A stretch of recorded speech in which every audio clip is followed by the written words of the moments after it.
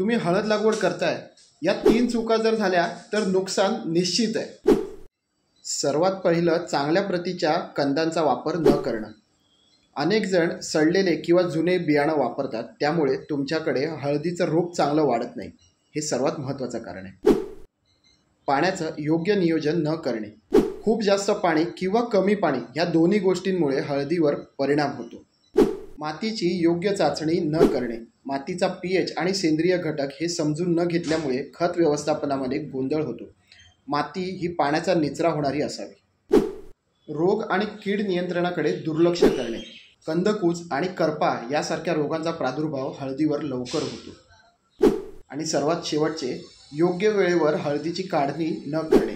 जास्त वेळ ठेवल्यामुळे कंद सडू शकतात किंवा तुमच्या उत्पन्नामध्ये घट होऊ शकते। यासाठी सर्वात महत्त्वाचं म्हणजे की तुम्ही ह्या 5ही गोष्टी जर तुम्हाला टाळायच्या असतील तर हळदीवर नियंत्रित लक्ष ठेवणे आणि योग्य वेळी योग्य त्याला ट्रीटमेंट देणं।